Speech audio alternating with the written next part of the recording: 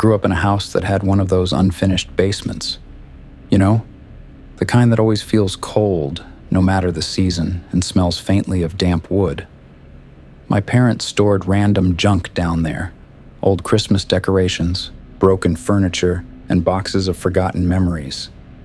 It wasn't a place anyone spent time in, but as a teenager, I made the mistake of turning it into my hangout zone because it was the only place in the house where I could blast music without complaints. The first time something weird happened, I brushed it off. I had my back to the room, scrolling through my phone, when I swear I felt someone walk past me. Not just a breeze or a weird draft. There was actual weight to it, like a person moving through space. I turned around, expecting to see my younger brother messing with me, but the basement was empty. I chalked it up to my imagination, but it kept happening. Sometimes I'd hear faint footsteps on the sound of something scraping against one of the shelves. Once I even thought I heard someone whisper my name. I'd pause my music, hold my breath, and just listen. Silence. And every single time, silence. The thing that really did it for me was about 2 weeks after I first started hanging out down there. I was lying on the old futon, scrolling through Reddit, when I felt this pressure at the foot of the bed, like someone sitting down. My heart dropped. Slowly, I picked my head up, and there it was, a shadowy figure. Not a person, not a fully formed shape, just darkness, denser than the rest of the room, sitting there. It didn't move. It didn't make a sound. It just was there. I don't know how long I stared at it, frozen. But when I finally got the courage to move, I bolted up the stairs and slammed the door behind me. I didn't go back down there for months, not even to grab my stuff. My dad eventually cleared it out, grumbling about how I'd left it messy. I never told him why. Years later, when my parents sold the house, the new owners renovated the basement. They found some weird stuff in the crawl space, old kids' toys, a rusted shovel, and a single dirt-stained shoe. That shadow I saw? It's probably still down there, sitting on that futon, waiting for the next person to get too comfortable. I was driving home late one night from a friend's place. It was one of those winding back roads where the trees arch over the road, forming a kind of tunnel. It was pitch black here, and the only light was the glow of my headlights cutting through the darkness. I'd driven that road 100 times before, but that night felt different, like the shadows were thicker, almost alive. I was maybe 20 minutes from home when I saw a young woman in a beige dress, her long hair hanging limp around her face. At first, I thought it was just some girl who'd had car trouble or something, but as I got closer, I realized her feet were bare, and her dress was different. It looked old-fashioned, like she'd stepped out of a black and white photo. I slowed down and approached her. She turned her head to look at me. Her face was pale, almost translucent, and her eyes, they didn't reflect the light. I don't know how to explain it. They just looked hollow, like deep, dark wells. I froze for a second.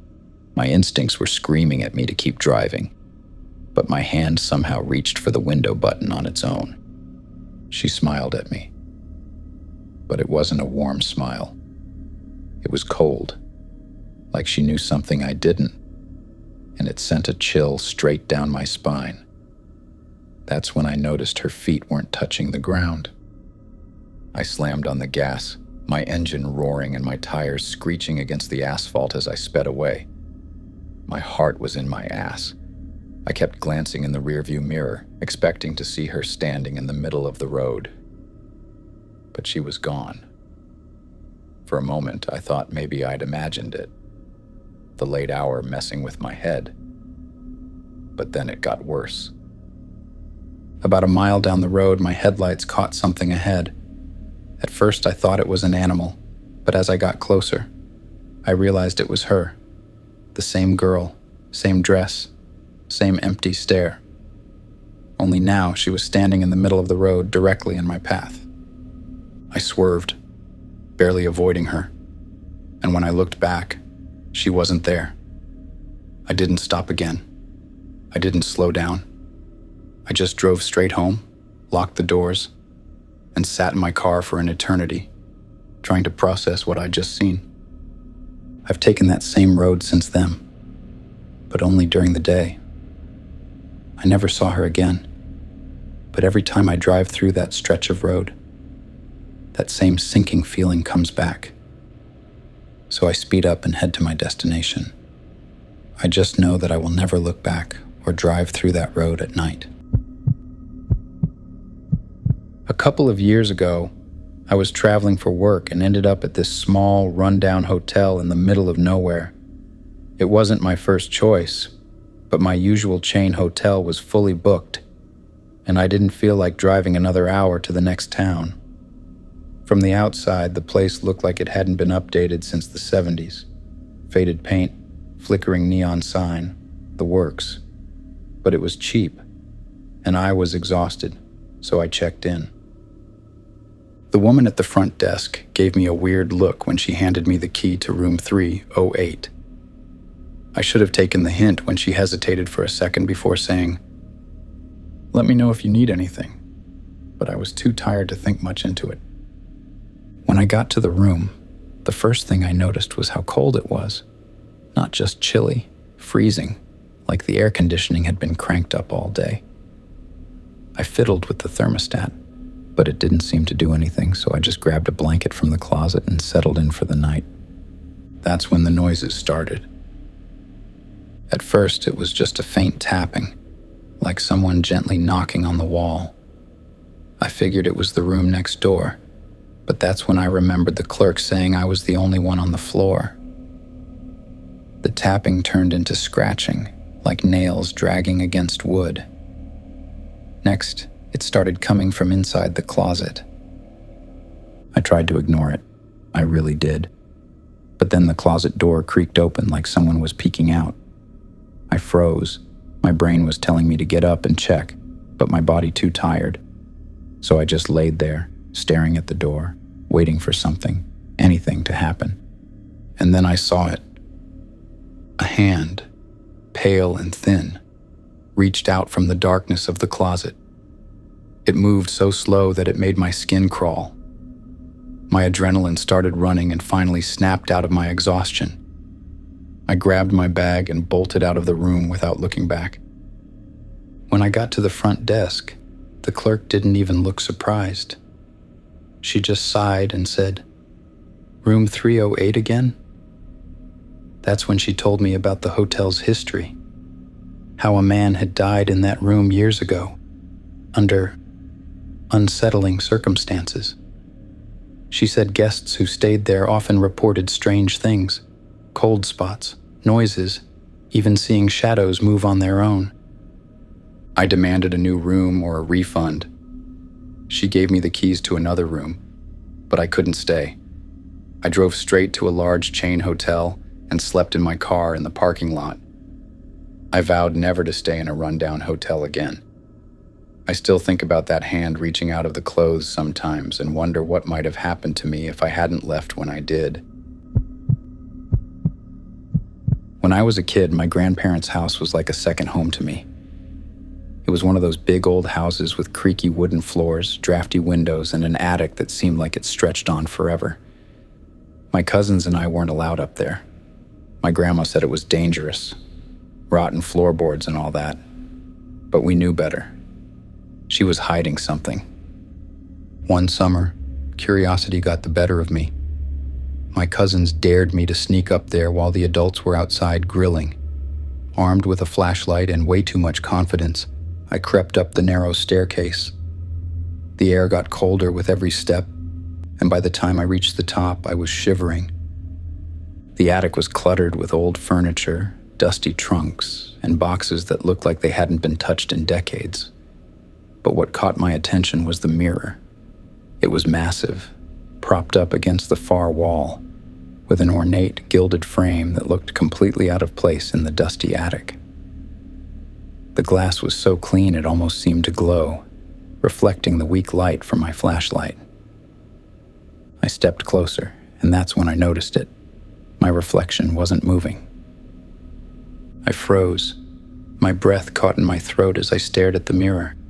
My reflection was just standing there, staring back at me with this eerie smirk that didn't match the absolute terror on my face. Slowly, it raised a hand, but I swear I didn't move. The hand began to press against the glass from the inside.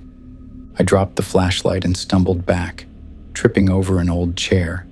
The flashlight rolled across the floor, its beam dancing wildly around the attic. When it landed on the mirror again, my reflection was gone, just empty glass staring back at me. I didn't stick around to figure out what was going on.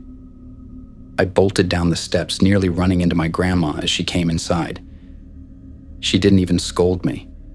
She just looked at me, her face pale, and said, "You saw it, didn't you?"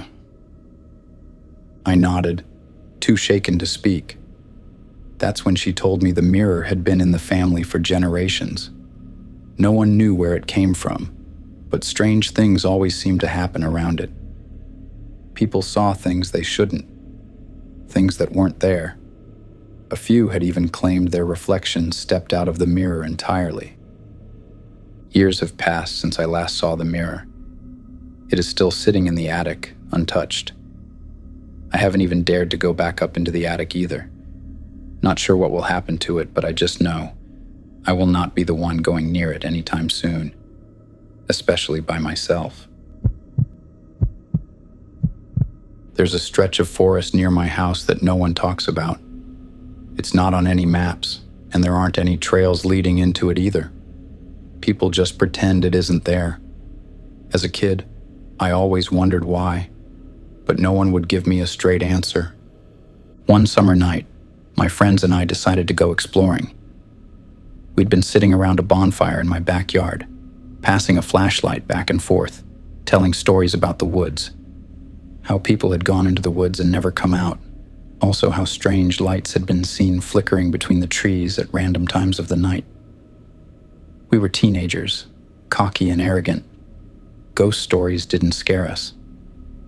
So we grabbed a couple of beers, our phones, and a single lantern, then set off into the darkness of the woods. The second we stepped past the tree line, the air changed. It got colder, the air got heavier, and the usual sounds of the night, crickets, distant owls, just stopped. All you heard was silence, except for the crunch of leaves beneath our feet. The more we walked, the more we noticed footprints along the trail. We laughed it off at first, chalking it up to our imaginations. But the more we looked down, the clearer the footprints became. That's when we realized those footprints weren't ours. They were deeper, like someone barefoot had been walking through the mud, and they weren't just ahead of us. They circled around, looping back like something had been pacing, watching. I tried to shake the unease creeping up my spine. "Probably just some hiker," I muttered, but my voice sounded thin, unconvincing. We kept walking, the lantern casting long, flickering shadows between the trees. Then we heard a whisper. It was so soft it barely brushed against my ear, but it was there. A single word stretched out and breathy. "Leave." We stopped dead in our tracks. I turned to my best friend, Jay, and I could see it in his face. He'd heard it too. Before anyone could say anything, the lantern flickered and went out. We were plunged into complete darkness. And then the loud breathing noise started. It was close. Too close. Damn near in your ear. That's when we heard a slow, ragged inhale, like something was standing right next to us. My pulse pounded in my ears. I fumbled for my phone trying to check for service. But that's when I saw a figure, tall and thin, standing between the trees.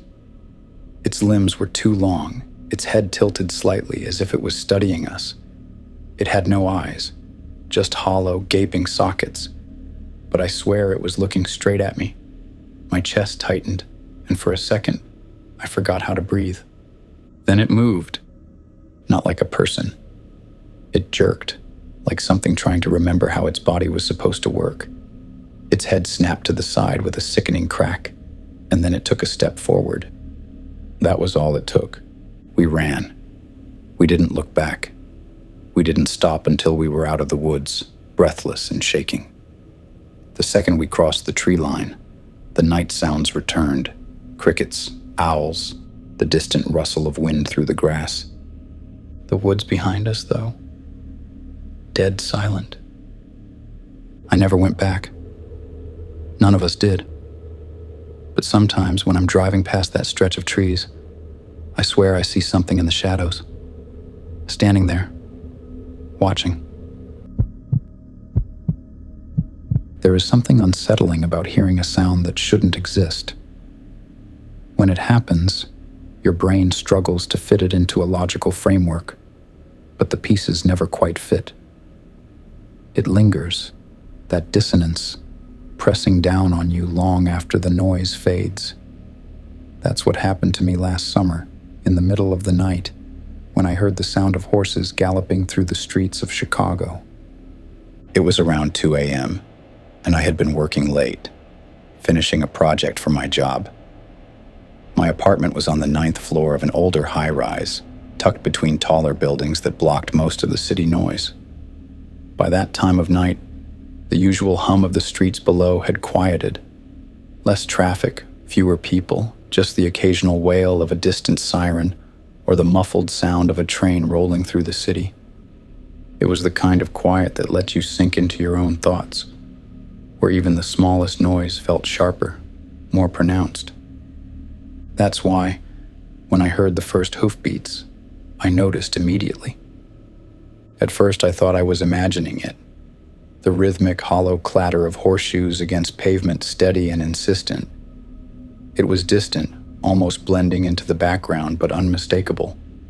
My first thought was that it had to be some kind of event, maybe mounted police patrolling the streets or a tourist attraction I hadn't heard about. But as the seconds passed, the sound grew louder, more urgent. I walked to the window, pushing aside the curtain, and peered down at the street below. The empty road stretched out beneath the glow of streetlights, the sidewalk deserted. There were no cars, no people, nothing that explained the noise. But I could still hear it. Hoofbeats, fast and heavy, as if a herd of horses was charging through the city. I pressed my forehead against the glass, scanning the street for movement, expecting at any moment to see a horse and rider burst into view. But there was nothing, just the pavement, slick from an earlier rain, reflecting the neon signs of closed businesses. And yet, the sound continued, thundering past my building, fading only as if galloping down the next block. I stayed there, heart pounding against my ribs, straining to catch any other sign of life. But all that remained was silence. I tried to brush it off. Maybe I had been too deep in my work, my mind playing tricks on me, filling in phantom noises where there were none. I turned away from the window, shaking off the unease that settled in my stomach, and went to bed. But sleep didn't come easily. The next morning, the city was the same as ever. Busy, loud, indifferent. It almost felt ridiculous, the idea that I'd been frightened by a sound with no source. I went about my day, shoving the memory aside. But that night it happened again. This time I was already in bed, just on the edge of sleep when the sound jolted me awake. The hoofbeats were clearer, sharper, like they were right outside my window. I shot up, heart hammering, and grabbed my phone, recording as I moved toward the window. I pulled the curtain aside, phone in hand, ready to capture whatever was causing this. But just like before, the streets were empty. The noise continued for a few more seconds, pounding through the silence before fading into nothing. I played the recording back, my fingers unsteady as I hit play. Silence. The sound hadn't been captured. I stood there gripping my phone, the weight of the moment pressing against me. It had been real. I knew it had. But there was no proof. I barely slept after that, keeping my ears trained on the city below, waiting. But the hoofbeats didn't come back that night, or the next. For a week I stayed alert, expecting to hear it again, but the city remained normal. Loud, predictable. I started to think that maybe it had stopped, whatever it was. Then I met my neighbor. She was an older woman, lived 2 floors above me, and we had only exchanged polite nods in the elevator before. That day, though, she stopped me in the hallway. "You look tired," she said, her voice kind but knowing. "Haven't been sleeping well?" I hesitated before answering. Yeah, I guess not." Her eyes studied me carefully. "You heard them, didn't you?" My skin prickled. "What do you mean?" She let out a slow breath, glancing toward the window at the end of the hall. "The horses, the galloping." My stomach twisted. I hadn't told anyone about it. "You've heard it too?" "For years," she said, voice quiet. "Always at night. Always when the city is at its quietest." She looked back at me, her expression unreadable. "They don't come often. But when they do, it means something is about to happen." A chill ran down my spine. "What kind of something?" She shook her head. "I don't know. But the last time I heard them was right before the river flooded in '93. Before that, the week of the plane crash in the lake." She paused, her lips pressing into a thin line. "And the last time, before now, was the night before the high rise on 14th caught fire." I swallowed hard. "So, there a warning?" Her gaze was steady. "That's what I think." I didn't know what to say to that. It sounded impossible, ridiculous, and yet I had heard them. I had stood at my window watching the empty street below as something invisible moved through the city.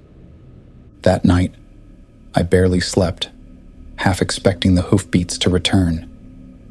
But they didn't. The next morning, I woke up to the sound of sirens.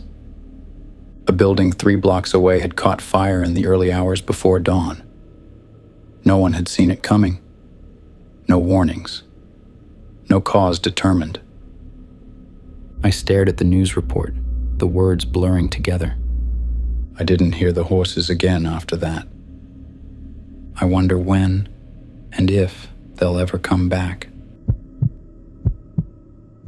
The summer I turned 15, my family moved into an old house at the edge of town, a quiet place tucked behind a dense line of trees. It was the kind of house that had settled into itself over decades, the wood softened from years of changing seasons, the walls carrying the faint scent of dust and old varnish. The floors creaked even when no one was walking, and every door seemed to close a little too easily, as though the house itself was exhaling.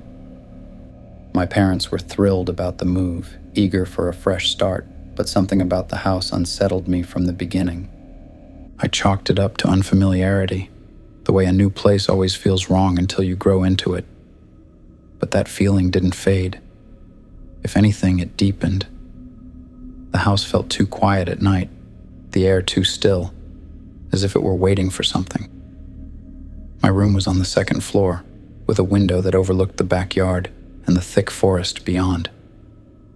It should have been comforting, the way the trees stretched far enough to block out the world beyond. But at night, it only made me feel more isolated. The first night there, I woke up feeling disoriented, as if someone had called my name just beyond the threshold of sleep.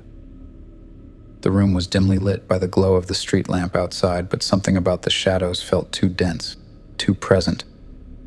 At first it was small things. I'd hear movement in the hallway at night, but whenever I checked, the house was empty.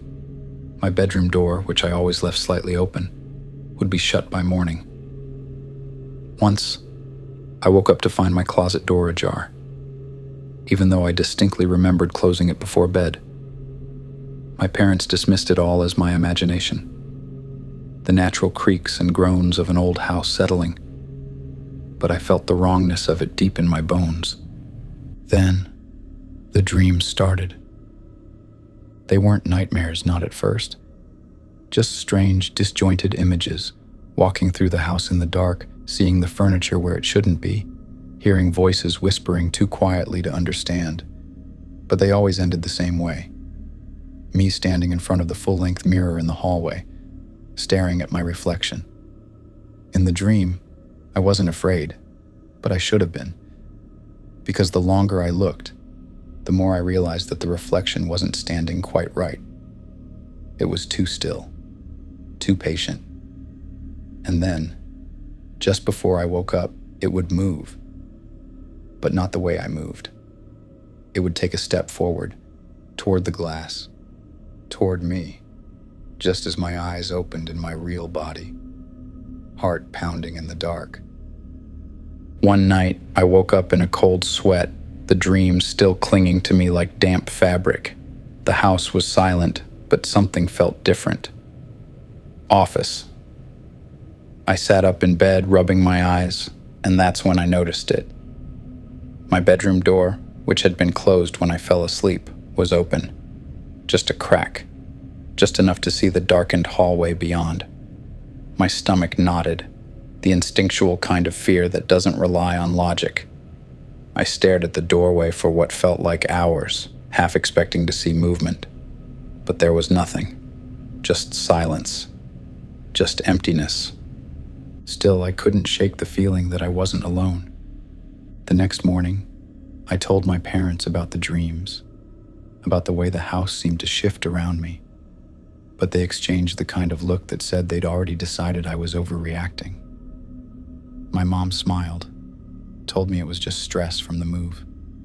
My dad made a joke about how I always had an overactive imagination. I let it go, but deep down, I knew I wasn't imagining it. That night, I did something I hadn't done in years. I slept with the light on. It didn't help. At exactly 3:12 a.m., I woke up to the feeling of being watched. It was different this time, sharper, heavier.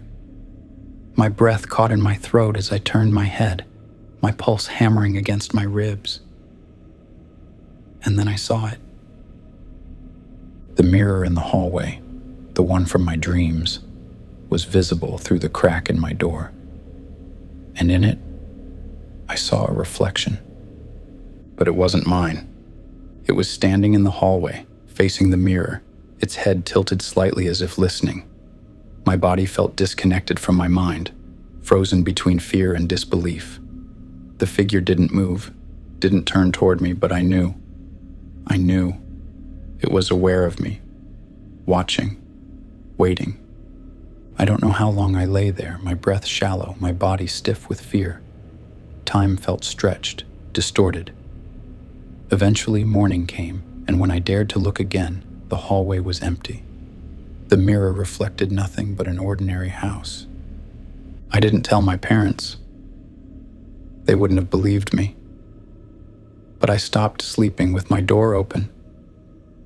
The last night I spent in that house was the night I saw it up close. I had woken up again, but this time something was different. The air felt charged, humming with a quiet energy. My body felt sluggish, weighed down, but my mind was sharp, hyper-aware. I turned over in bed, and that's when I saw the reflection. Not in the mirror this time. It was standing at the foot of my bed. Its posture was wrong, its head tilted too far, its body too still. The moment my eyes landed on it, it jerked, like a puppet being pulled by invisible strings, tilting forward just slightly, like it was waiting for something. I wanted to scream, but my voice felt trapped in my throat. Every instinct in my body told me to run, to get out, but I couldn't move. I could only stare as it leaned closer, closer, until it was inches from my face. And then, in a voice that was barely more than a breath, it whispered, "You shouldn't have looked."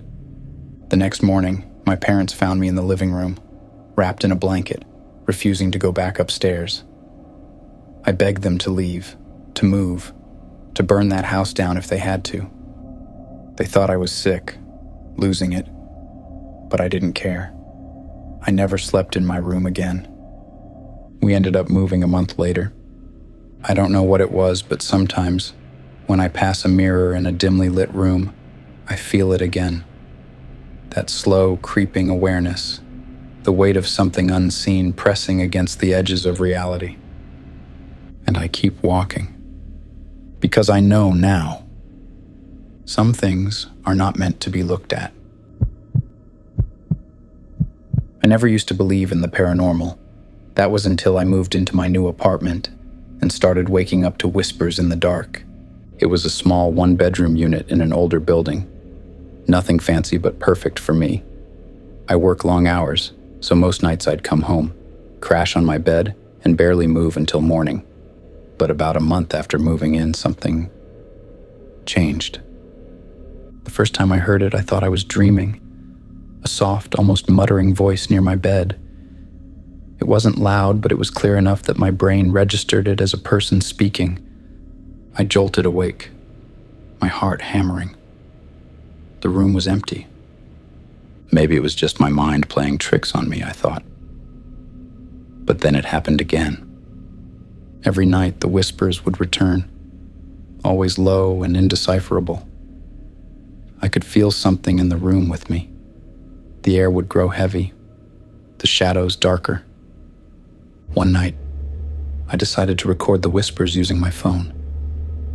I placed it on my nightstand, pressed record, and forced myself to go to sleep.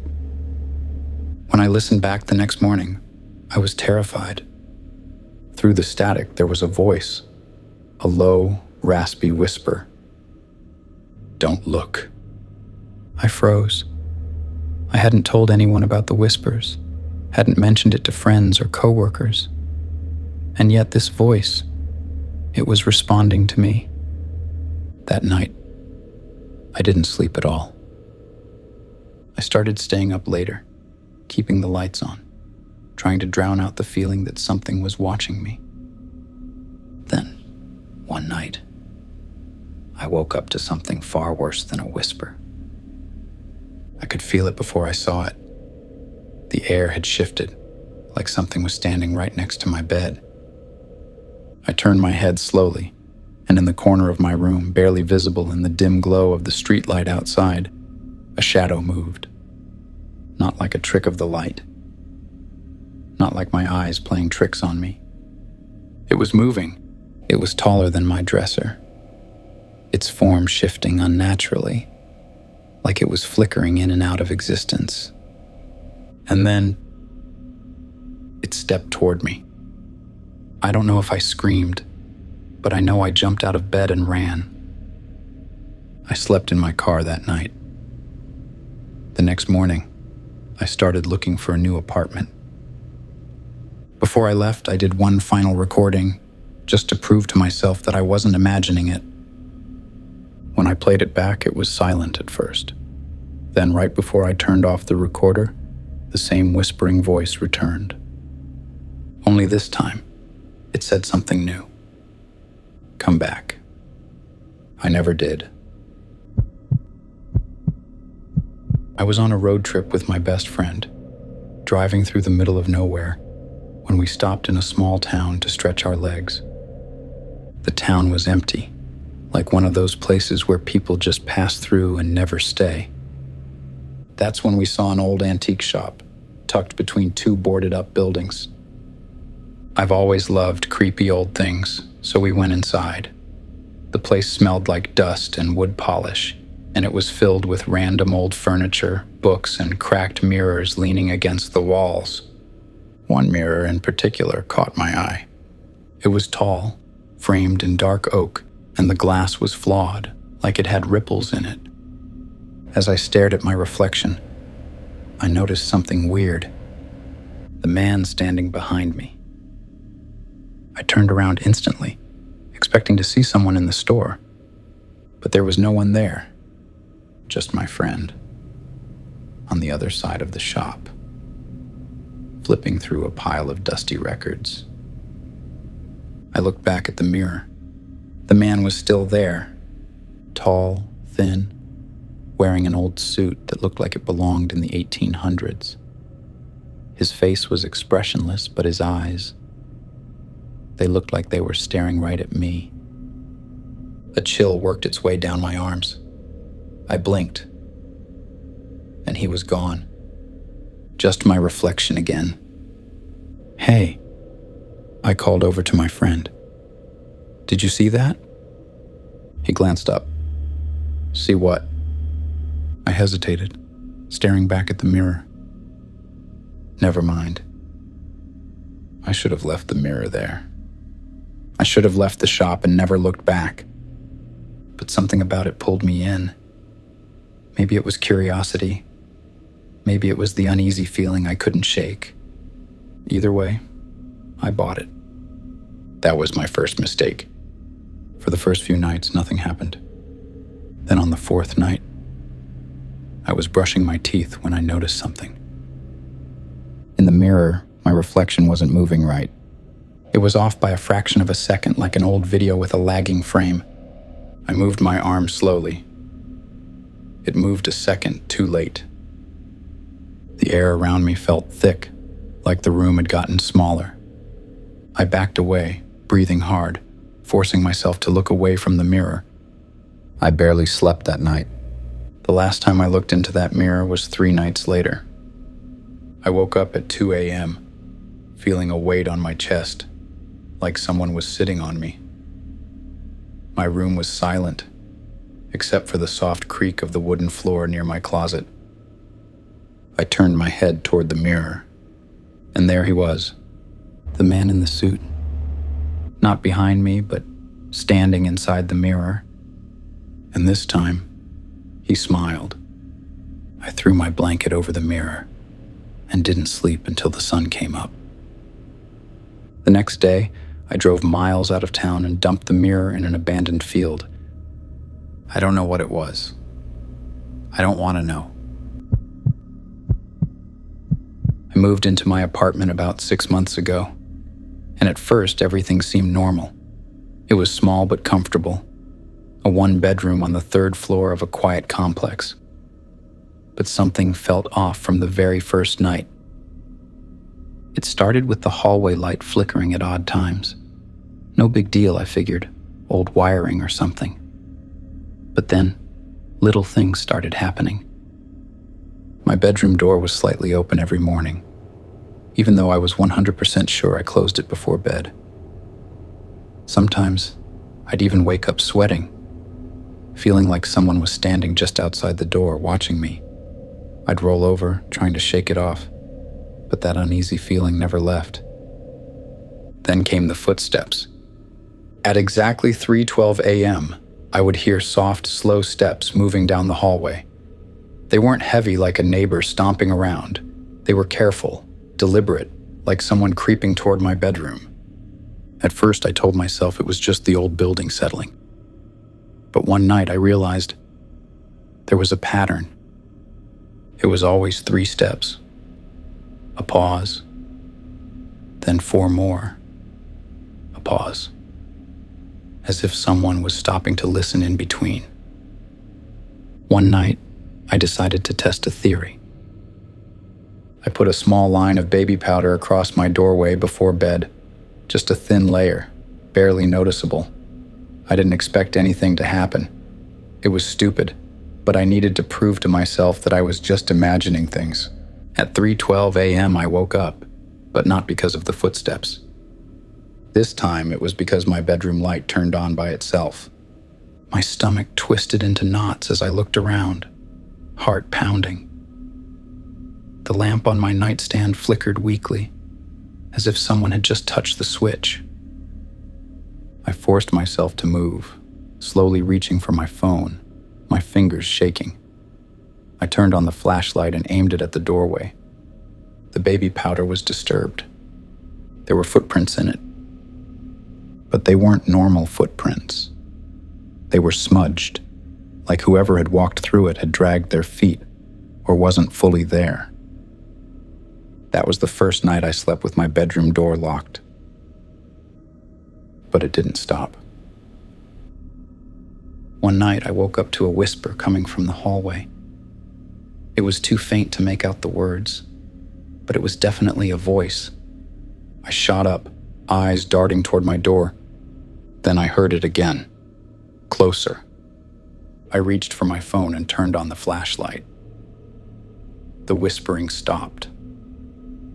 For what felt like an eternity, I sat there, frozen.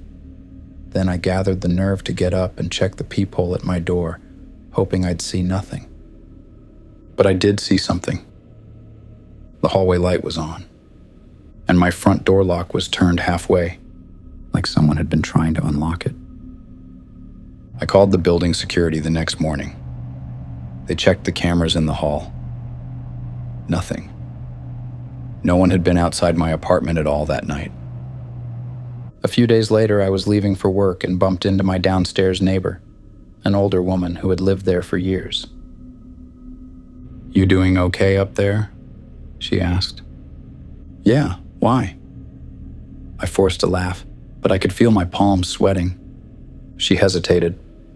"You haven't seen him, have you?" My blood turned to ice. "Seen who?" Her face paled slightly, and she shook her head. "Never mind.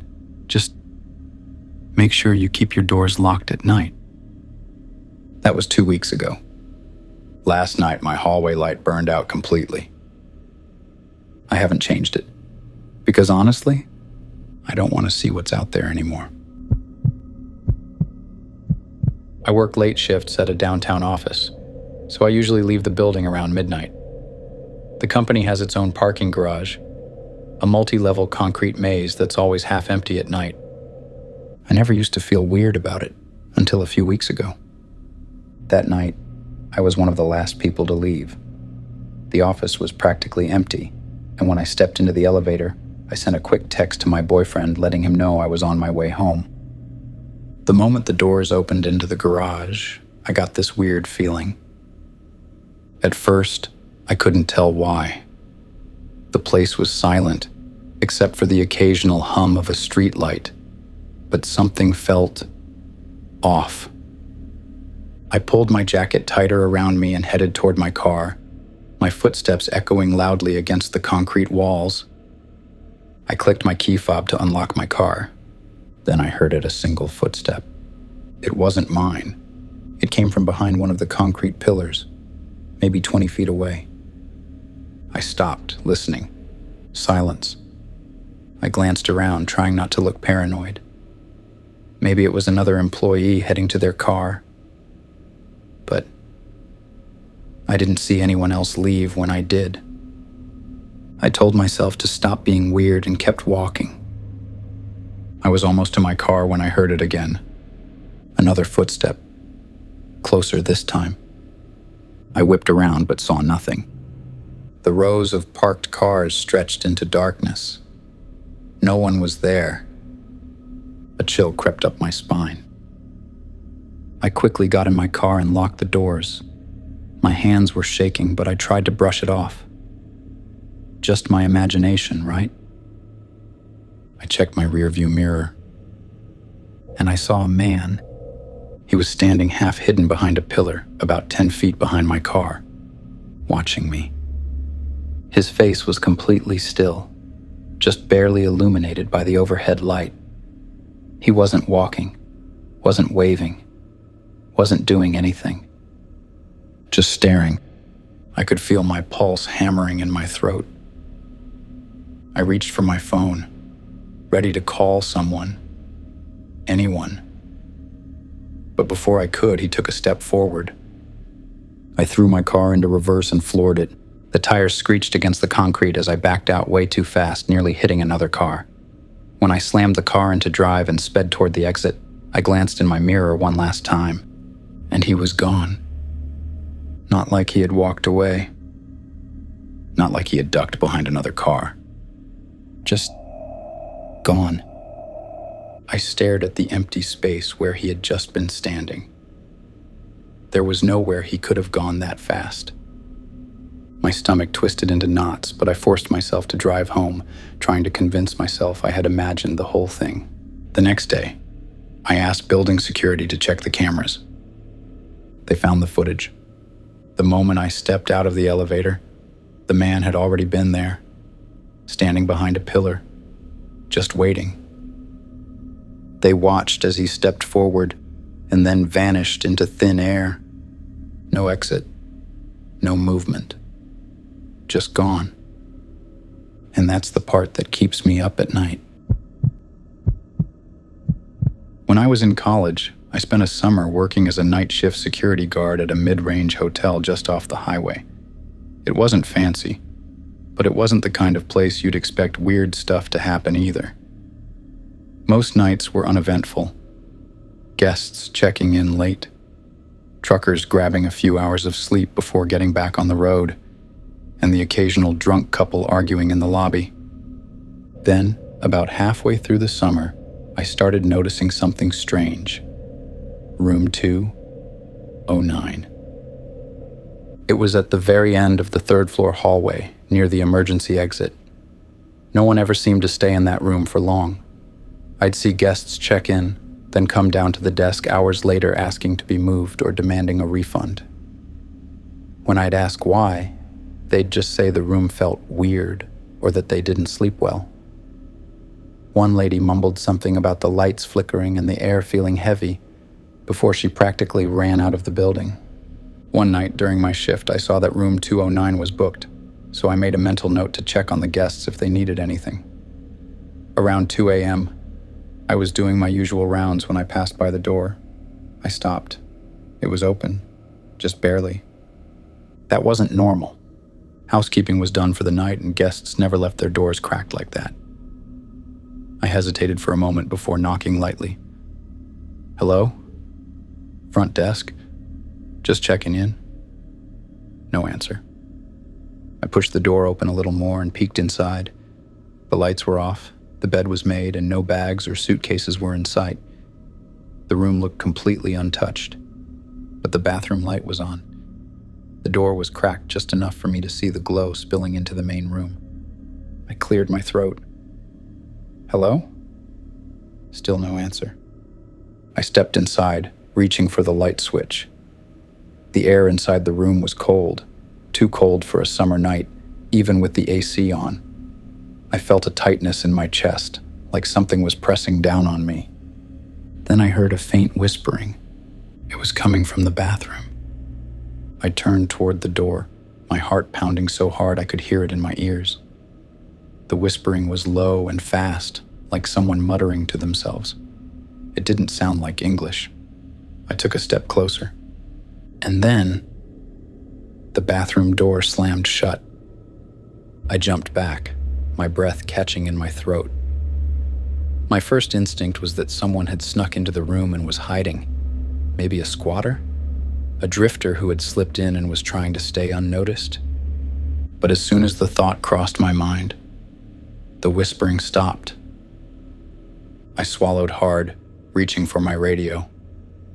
Hey, can someone come up to room 209? I think someone's in here. Before the night clerk could even respond, my radio crackled with static. Not normal static. It was a low humming sound, almost like breathing. I backed out of the room, keeping my eyes on the bathroom door. My gut was screaming at me to leave. I pulled the door shut and practically ran back to the front desk, locking myself in the back office.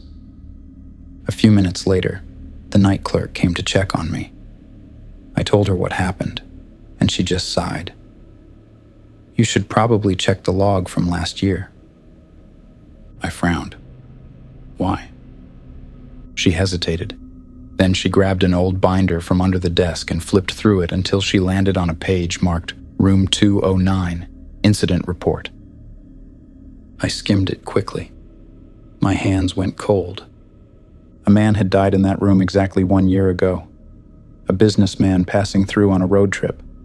Heart attack in the bathroom. He had been found 2 days later after guests complained about the smell. The clerk glanced at me. We don't rent that room out unless we have to. I didn't go near room 209 again for the rest of my time there.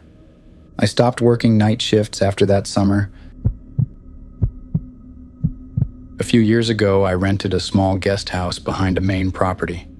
It was the perfect setup, cheap rent, secluded, and just far enough from the city to be peaceful. My landlord was an older guy who barely spoke to me unless rent was due, and there were no other tenants on the property, just me. I liked it that way. For the first few weeks, everything was normal. I worked from home, barely left except for groceries, and enjoyed the privacy. But then, small things started happening. At first, I brushed them off. The bathroom sink faucet would be running in the morning when I swore I had turned it off the night before. The kitchen cabinet doors would be open when I got up to make coffee. The porch light flickered constantly, even after the landlord replaced the bulb. I chalked it up to forgetfulness, faulty wiring, anything but what I really felt, that something was wrong with that place. One night I was sitting on the couch scrolling through my phone when I heard it. 3 slow knocks. They came from the window behind me. I froze. My guest house was in a fenced-off backyard, surrounded by nothing but trees. No one should have been back there. Slowly, I turned my head toward the window. The curtains were drawn, but they were thin enough that I could see a shadow on the other side of the glass. A shape. Someone standing there. I swallowed hard, forcing myself to breathe. Hello? No response. Then, another knock. Louder this time. I grabbed my phone and turned on the flashlight, flinging the curtain aside. Nothing. The porch was empty. No footprints in the dirt. No sign that anyone had ever been there. I stayed awake for hours, phone clutched in my hand, waiting for the sound to come again. It didn't. The next morning, I stepped outside to check the porch. That's when I saw a single handprint on the glass. On the inside. The door had been locked all night. I packed up and left that same day, telling my landlord I'd mail him the last month's rent. I don't know who or what was in that house with me, but I wasn't about to stick around and find out. Back in college, I took a summer job house-sitting for a wealthy couple while they went on an extended vacation. Their home was huge, practically a mansion, and sat on a quiet, isolated road at the edge of town. They had security cameras, a gated driveway, and an alarm system. Everything to make someone feel safe. At first, it was easy money. I had full access to their massive kitchen, a pool in the backyard, and a home theater. My only job was to water the plants, bring in the mail, and make sure no one broke in. But after a week of staying there, something started feeling off. It started with small things. I'd wake up in the morning and find closet doors open that I knew I had closed. A light on in the hallway that I was sure I had turned off. At first, I figured maybe I was just being forgetful.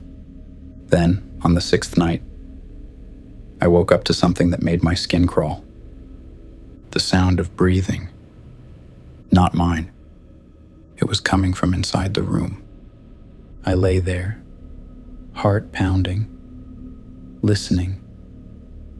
The house was silent, except for that deep, slow breathing. I forced myself to move, rolling over just enough to glance toward the closet. The door was slightly ajar, a crack of darkness. The breathing stopped. I didn't move for what felt like an hour, just staring at that small opening, waiting to see if someone was about to step out. Nothing happened. Eventually, I convinced myself I was imagining things, that maybe I had just been half asleep, hearing my own breath in some weird way. I got up, shut the closet door completely, and pushed a chair in front of it just to be safe. Then I went back to bed, forcing myself to sleep. The next morning, I woke up to something that made my blood turn ice cold. The closet door was open again, and the chair. It was moved back to the desk. At that point, I was done. I packed my bags and left the house immediately, calling the couple to tell them something weird was going on and that I didn't feel comfortable staying there. They brushed it off, saying the house was old, that doors sometimes didn't stay latched properly. I didn't care. I left and never looked back. 2 weeks later, I got a call from the couple. They had just returned home. Everything was fine, except for one thing. In the guest bedroom closet, the one where I had stayed, they found a pile of blankets, an empty water bottle, and food wrappers. Someone had been living in that house. With me. A few years ago, my boyfriend and I rented a remote cabin in the mountains for a weekend getaway. It was one of those beautiful, rustic places. No Wi-Fi, no cell service, just miles of trees and quiet. It was exactly what we needed. The cabin itself was small but cozy, with a single bedroom, a tiny kitchen, and a living area with a fireplace. A long dirt road led up to it, with no other houses or cabins nearby. The nearest town was about 30 minutes away. We spent the first night by the fire, drinking wine and stargazing from the porch. Everything felt perfect, peaceful. Then, around 3 a.m., something woke me up. At first, I thought it was just the wind. The trees outside swayed, branches tapping against the roof. But then I heard it, a soft creak from inside the cabin, like someone was walking across the wooden floor. I held my breath, listening. My boyfriend was still asleep beside me. I turned my head toward the bedroom door. It was open. I was sure we had closed it before going to bed. The room outside was pitch black, but I swore I could hear breathing. Not ours. Someone else's. I shook my boyfriend awake, whispering that I heard something. He groggily sat up, rubbing his eyes. Probably just the house settling, he mumbled. Then, another creak. Louder, closer. I reached over and grabbed my phone, flicking on the flashlight. I aimed it at the doorway, and for a split second, I saw something move. A shadow ducked out of view, slipping into the kitchen. I screamed. My boyfriend jumped out of bed, grabbing the fireplace poker from beside the bed. He stormed into the living area, flipping on every light. Nobody was there. The front door was still locked. The windows were shut. Everything looked undisturbed, except for one thing. The back door was unlocked. Neither of us had used it. We searched the entire cabin, checked under the bed, in the tiny closet, even the kitchen cabinets. Nothing. No sign of anyone. But I knew what I saw. Or at least I thought I did. I barely slept the rest of the night. My boyfriend stayed up, keeping watch. At sunrise, we packed up and left a day early. As we were loading the car, I glanced back at the cabin one last time. That's when I noticed something that made my stomach lurch. The bedroom window. There was a handprint on the glass. From the inside. We never went back. This happened to me about 3 years ago, but I still get chills every time I think about it. I moved into an old, tiny studio apartment in Seattle, close enough to downtown that I could hear cars and people most nights. It wasn't glamorous, but rent was cheap, and I was fresh out of college, just grateful to have a roof over my head. Everything felt completely normal for the first couple of weeks, until one night, things got weird. It started around 2:30 in the morning. I woke up suddenly, like when you jolt awake from a bad dream, except I couldn't remember dreaming anything. The room was silent, but it was the kind of silence that's so heavy you can almost feel it pressing on you. Then I heard it, a soft creaking noise, like someone stepping slowly across the floorboards. My stomach dropped. I lived alone. Frozen in bed, I strained my ears, trying desperately to convince myself it was just the old building settling. But the steps grew louder, clearer, closer. I swear I felt someone standing right next to my bed. Too terrified to move, I just lay there, eyes wide open, barely daring to breathe. Minutes felt like hours until suddenly the pressure vanished, and I could breathe again. The next morning I laughed it off, thinking I was just overtired. But it kept happening, night after night, always at the same time. Always the footsteps, always the feeling of someone watching.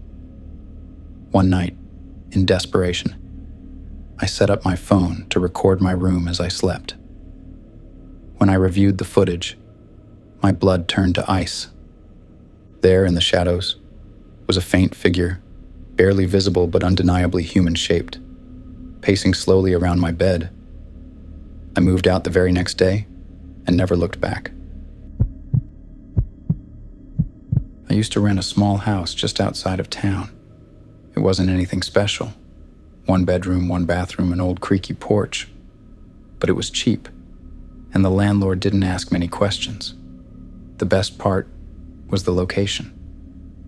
It was tucked away down a long gravel driveway, surrounded by woods, with only one other house nearby. That house had been abandoned for years. For the first few months, everything was fine. I worked late shifts at a bar, so I'd come home around 3 a.m, crash, and wake up around noon. The house wasn't fancy, but it was quiet, peaceful. I liked it. But then, weird little things started happening. At first, they were easy to brush off. A cabinet door left open when I was sure I had closed it. My keys moved to the coffee table when I knew I had left them by the door. Stupid things that made me second-guess myself. One night, I came home from work completely exhausted. I dropped my bag on the counter, kicked off my shoes, and went to take a shower. When I stepped out of the bathroom, I noticed something that made me stop. The basement door was open. That door had been locked since the day I moved in. I had no reason to go down there.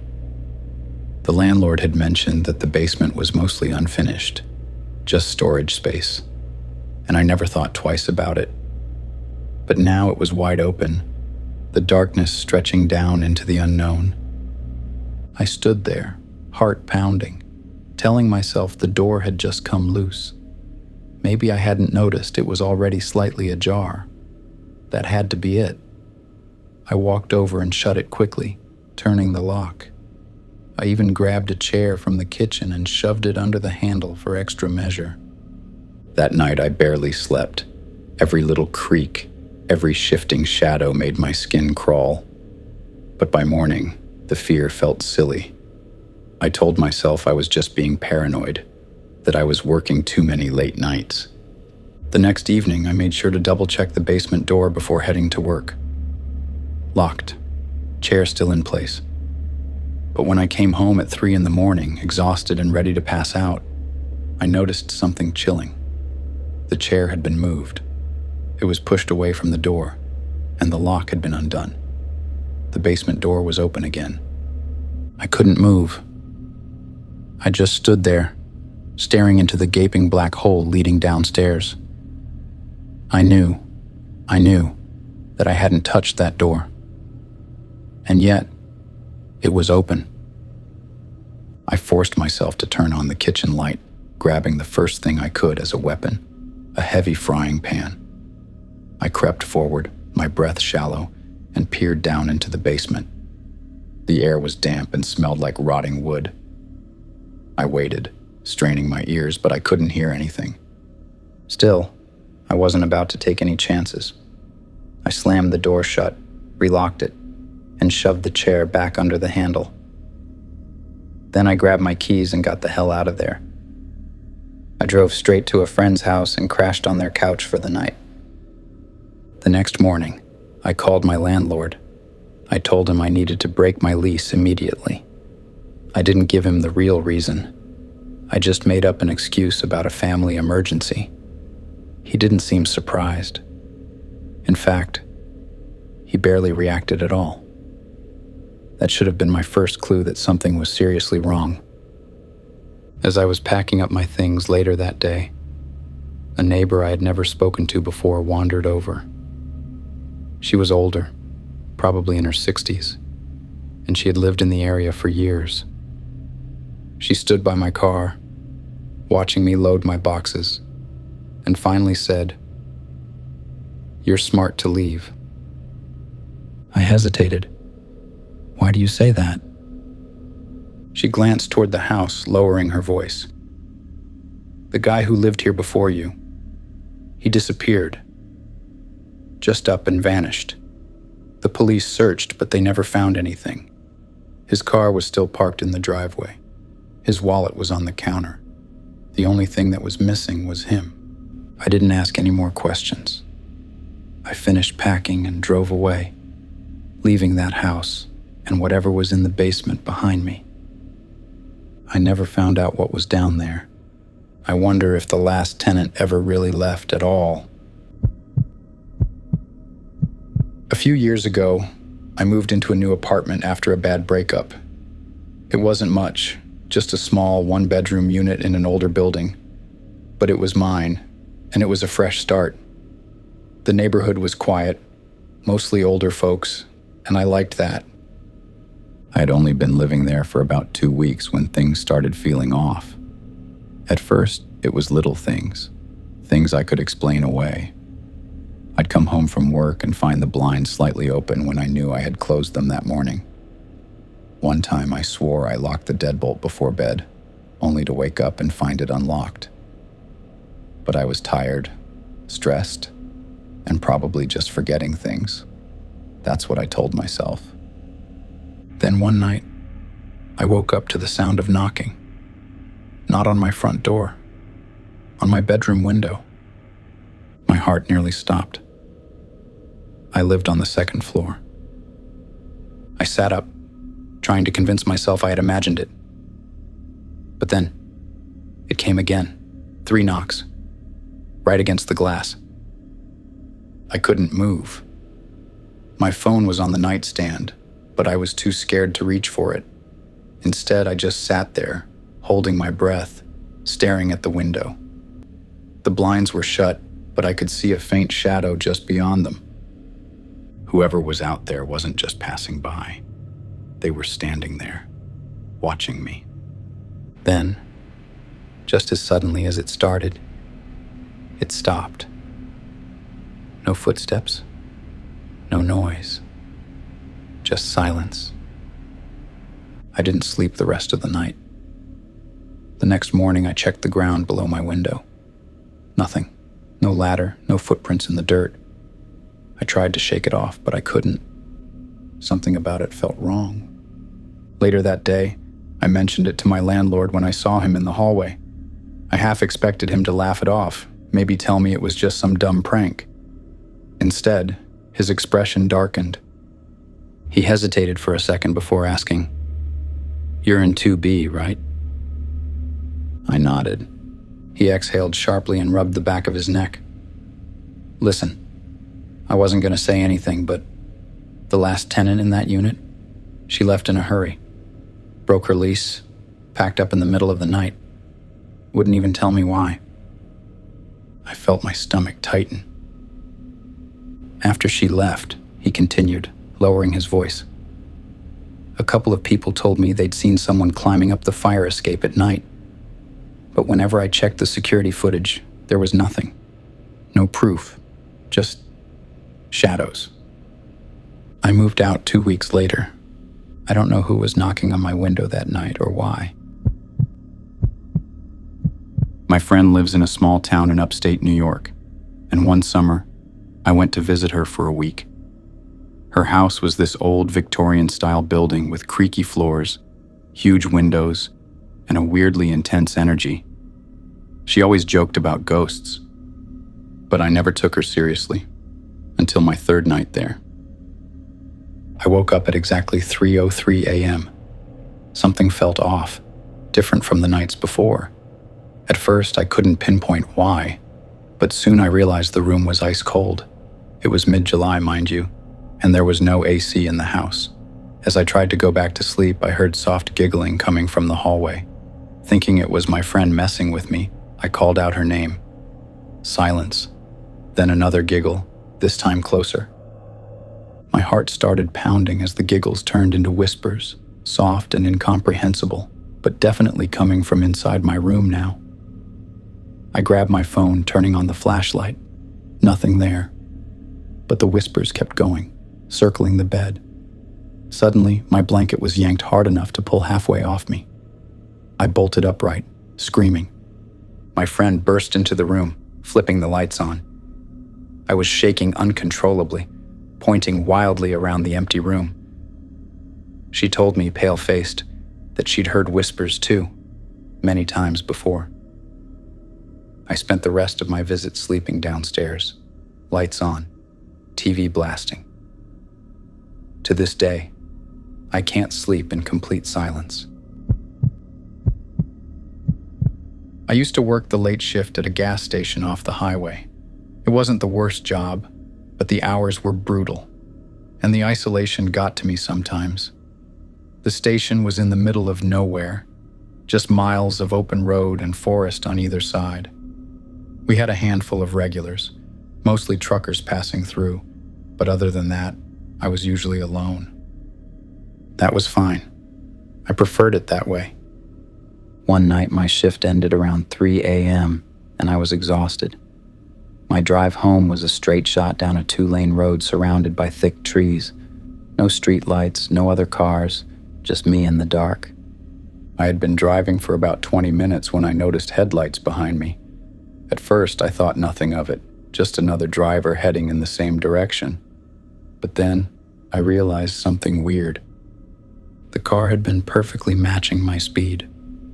Not too close, not too far, just staying there. I slowed down slightly just to see what would happen. The car slowed too. I sped up. So did they. A feeling of unease crept up my spine. Maybe it was a coincidence. Maybe they were just headed the same way. But something felt wrong. I tried to shake it off, focusing on the road ahead. But then, in my rearview mirror, I saw something that made my stomach twist. The car had no driver. I blinked, gripping the wheel tighter. That couldn't be right. The headlights were still on. The engine was running. But through the windshield, nothing. Just the empty driver's seat. I swallowed hard, my pulse hammering in my ears. Maybe the darkness was playing tricks on me. Maybe the driver had slouched down, just out of sight. Then the high beams flashed. That was intentional. I hit the gas. My car roared forward, tires skidding slightly on the road. I wasn't taking any chances. The car behind me did the same. At this point, I was terrified. I had no signal on my phone, no exits nearby, just endless road ahead. I couldn't outrun them forever. Then, up ahead, I saw a rest stop. It was small, just a parking lot with a single vending machine and a payphone. But it was something. I made a split-second decision. Instead of stopping, I swerved at the last second as if I was about to pull in, then gunned it straight ahead. The car behind me took the bait. They turned into the rest stop, clearly thinking I was stopping there. I watched in my mirror as they pulled into a spot and just sat there. I didn't slow down. I didn't stop. I drove the rest of the way home, going 20 miles over the limit, heart pounding the entire time. By the time I pulled into my driveway, my hands were shaking. I locked my doors and sat in my car, trying to catch my breath. The next day, I told my coworker about it. He just gave me a strange look and said, "Dude, you saw the silent passenger." Apparently, I wasn't the only one. Other late-night drivers had reported the same thing. A car that follows them, always at a perfect distance. Some say if you stop, someone gets out. But nobody knows what happens after that. Because the people who stop, they don't talk about it. I was driving cross-country for work, taking a long-haul trip that had me on the road for days. It was just me, my car, and an endless stretch of asphalt cutting through empty towns and isolated highways. On my second night, I was too exhausted to keep driving and decided to pull into a small roadside motel off the highway. It wasn't anything fancy, just a cheap, outdated place with flickering neon lights and a half-empty parking lot. But I was dead tired, and all I needed was a bed for the night. I walked into the lobby, paid cash for a single night, and took my key from the woman behind the desk. She looked like she had been working there for years, middle-aged, tired eyes, and an expression that told me she had seen everything. "Stay in your room tonight, okay?" she said as she handed me the key. I paused. Yeah.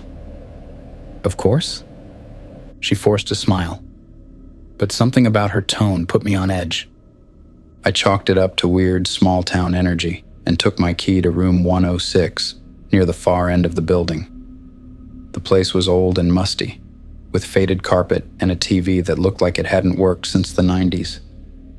I locked the door, dropped my bags, and collapsed onto the bed, too tired to care about the peeling wallpaper or the flickering ceiling light. I must have dozed off because the next thing I knew, I woke up freezing. The room was dark, except for the faint glow of the motel sign outside my window. I reached for the blanket, but something felt off. The air was still, too still. And then I heard it, a faint scratching coming from the door. I held my breath, my body tensing. It was soft at first, like nails dragging across wood, but then it got louder, more persistent. I sat up slowly, staring at the door. The doorknob jiggled. Someone was trying to get in. I reached for my phone to call the front desk, but my battery was dead. My charger was still in my car. The scratching stopped. I exhaled, my heart hammering in my chest. Maybe it was just the wind, or some drunk guy who got the wrong room. Then, from the gap under the door, I saw it, a shadow. Someone was standing right outside my room. I slid out of bed as quietly as I could, grabbing the motel phone from the nightstand and dialing the front desk. The woman picked up on the first ring. Front desk. I kept my voice low. "Someone's outside my room." Silence. Then, "Stay inside. Don't open the door." My stomach dropped. "What? Who is it?" She didn't answer. "Lock your windows and stay put. I'm calling the cops." Then she hung up. I moved to the window, double-checking the lock, and peered through the curtains. That's when I saw him. A man was standing in the motel parking lot, staring up at my window. He was tall, thin, and dressed in dark clothes. I couldn't see his face clearly, but his posture was wrong. His shoulders hunched, his head tilted just slightly to the side, like he was listening for something. Then, slowly, he lifted his hand and made a beckoning motion. A sick, twisted gesture. I stumbled back from the window, heart racing. I didn't know what to do. I thought about running to my car, but what if he wasn't alone? What if there were others? I grabbed the heaviest object I could find, the motel lamp, and stood near the door, gripping it like a weapon. Minutes passed. Then, red and blue lights flashed outside. The cops had arrived. I didn't move until I heard a loud knock on my door, followed by a voice. "Sir, it's the police. You can open up now." When I finally stepped outside, the parking lot was empty.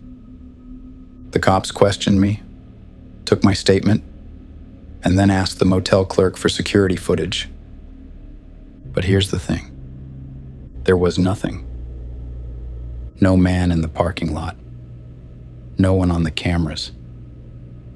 I knew what I saw. The motel clerk knew what I saw.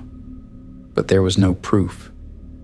I packed my things and left before sunrise. I don't know what freaks me out more. That I saw him. Or that maybe, just maybe, he saw me first. Last summer, my best friend and I took a weekend trip to a small coastal town. It was supposed to be a relaxing getaway. Just the two of us, some beach time, and a cute little Airbnb cottage we found at a ridiculously low price. The place was quaint, but a little outdated. A small one-story house with creaky wooden floors and old-fashioned decor.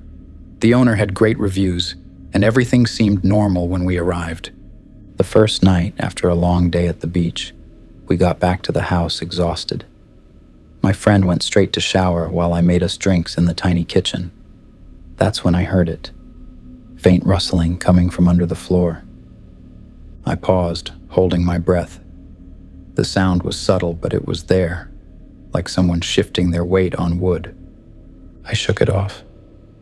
Probably an animal. But then when I walked into the bedroom, I noticed something that made my stomach tighten. The rug, the one right in front of the bed, was shifted slightly to the side. I didn't remember moving it. I pulled it back, and there it was, a small square door built into the floorboards. I felt my breath catch. I hadn't noticed it before. It had a simple metal latch, the kind that lifts easily. "Hey, check this out." My friend walked in, hair still wet from her shower. "What?" I pointed to the trap door. "Did you see this earlier?" She shook her head. "No, that's weird." We stared at it for a moment. Then, half laughing, she said, "What if there's a serial killer hiding under there?" I chuckled, but it felt forced. Neither of us wanted to admit it, but something about it was off. I reached down and tugged at the latch. It was unlocked.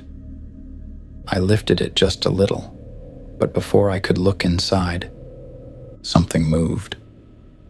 A distinct, shuffling sound coming from beneath the house. I dropped the door instantly and stumbled back. My friend grabbed my arm, her eyes wide. "Nope. Nope. Nope," she muttered, already pulling me toward the door. We grabbed our keys, our bags, and got the hell out of there. From the safety of our car, I sent a message to the Airbnb host. "Hey, we found a trapdoor in the bedroom. We heard something moving down there. Is there an animal or—" A few minutes later, we saw 3 dots appear. The host was typing. Then just one reply. "Leave. Now." That was all we needed to see. We sped out of that driveway and didn't stop driving until we reached a motel 2 towns over. I never heard back from the host. The listing was removed the next day.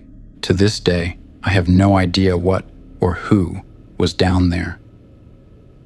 But I do know one thing. The latch wasn't locked when we got there, but it was when we left. My grandmother's house in rural Louisiana has always been the center of family stories about hauntings and weird occurrences. I'd visited often as a kid, hearing all the creepy stories, but nothing ever actually happened to me until last year when I was house sitting alone for the weekend. Everything was fine the first night, but on the second night, I woke up feeling uneasy, like something had disturbed my sleep, but I couldn't tell what. Checking my phone, I saw it was exactly 1:11 a.m. Feeling restless, I decided to get up and grab some water. When I reached the kitchen, I froze. Every single cabinet and drawer was wide open, the contents neatly stacked on the counters. Panicking, I spun around, convinced someone had broken in. But the house was empty, doors locked, windows sealed. Heart racing, I quickly closed everything and went back to bed. telling myself it was just a freak occurrence. The next night, at exactly the same time, I woke again. This time, though, something was different. It felt like someone was sitting on the end of the bed. I could feel the mattress sink slightly under weight that wasn't mine. Afraid to move, I kept my eyes shut tight, hoping it would just go away. Then, in the quietest whisper, I heard my name spoken directly into my ear.